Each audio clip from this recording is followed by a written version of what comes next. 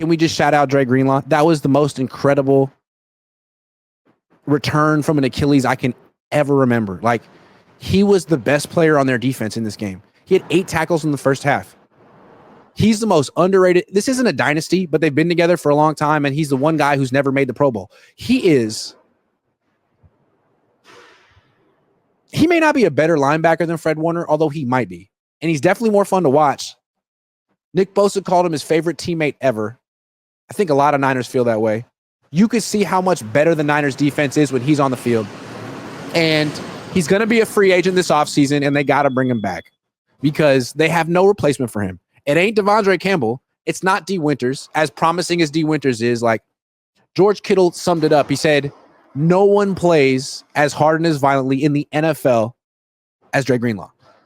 He's an old soul who enjoys the violence more than anyone else. You can't replace a guy like that.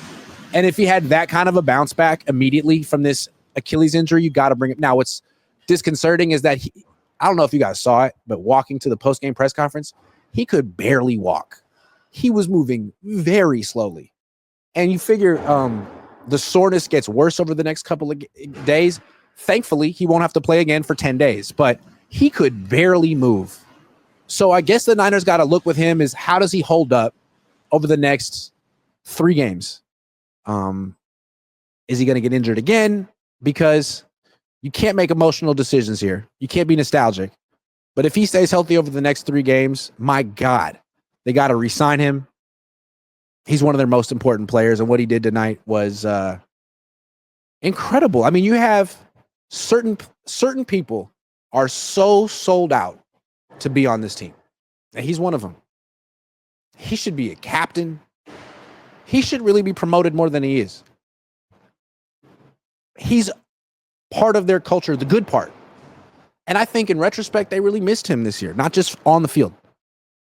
Because they needed someone to, like, be an enforcer. As good of a leader as George Kittle is, he doesn't seem as vocal as he could be. Although he said he wished he had known about Devondre Campbell today, he would have done something about it.